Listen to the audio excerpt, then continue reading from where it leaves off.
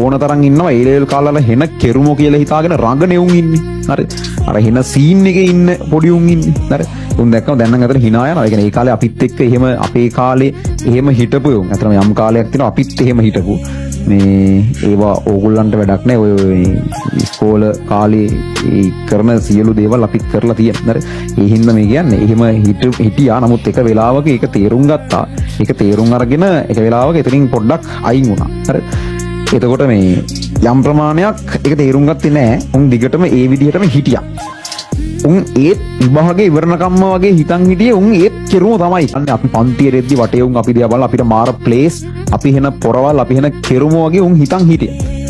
අද නන්නත්තරයි කවුරුත් 7-5කට උන්ව ගණන් ගන්නෑ. හරිද? අර සමහරු එහෙම් මෙහෙන් කාගේ හරි මේ කකුලක් ලෙව කාගෙන පාරක් හදාගෙන ඔය අර බල්ලෝ වගේ කොහොම හරි අර පඩියක් කරලා කාලේ ඉඳලා ජීවත් වෙනවා. හරි. ඒතර කවුරු හරි කියන විදිහට බැනුම් අහගෙන චාටර් විදියට. හරි.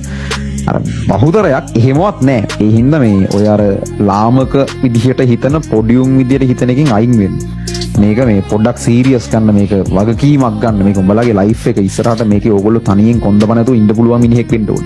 දැනට සමහරට ඔය ඉන්න වාතාවරණය තුළ බලලා මාර ප්ලේස් වගේ හිතනවා. මම මේ කතා කරන්නේ එහෙම ළමයි. හරිද? හැම එකකටම මේක අදාළ නැහැ.